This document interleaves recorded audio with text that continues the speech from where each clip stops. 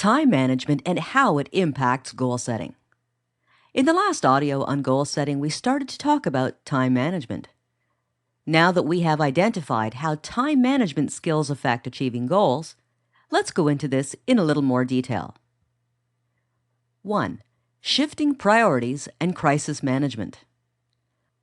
Management guru Peter Drucker says that crisis management is actually the form of management preferred by most managers. What is ironic is that actions taken before the crisis could have prevented it in the first place. 2. The telephone. Have you ever had one of those days when you just had to answer the phone with Grand Central Station, how can I help you?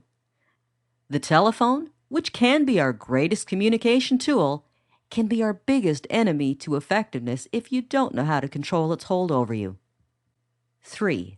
Lack of priorities or objectives. This is probably the biggest and most important time waster. It affects all we do, both professionally and personally. Those who accomplish the most in a day know exactly what they want to accomplish beforehand. Just ask Donald Trump. Unfortunately, too many of us think that goals and objectives are yearly things and not daily considerations. This results in too much time being spent on minor things and not the things which are important to our lives. 4. Attempting too much. Many people today feel they have to accomplish everything yesterday and don't give themselves enough time to do things properly.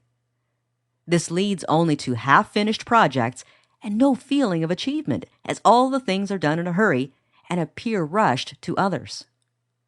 5. Drop-in visitors. The 5 deadliest words that rob your time are, have you got a minute? Everybody does it. Colleagues, the boss, your peers, and your family and friends. Knowing how to deal with interruptions is one of the best skills you can learn. 6. Ineffective delegation. Good delegation is considered a key skill in both managers and leaders of homes and work. The best managers have an ability to delegate work to staff and family members to ensure it is done correctly. This is probably the best way of building a team's morale and reducing your own workload at the same time. The general rule is this: if one of your people around can do it 80% as well as you can, then delegate it. Procrastination. The biggest thief of time is not decision-making, but decision avoidance. By reducing the amount of procrastinating you do, you can substantially increase the amount of active time available to you. The inability to say no. The general rule is, if people can dump their work or problems on your shoulders, they will do it. Some of the most stressed people around lack the skill to just say no, for fear of upsetting people. Get over it because these people can do it for you. Meetings. Studies have shown that an average professional person spends about 17 hours a week in meetings, and about 6 hours in the planning time and untold hours in follow-up.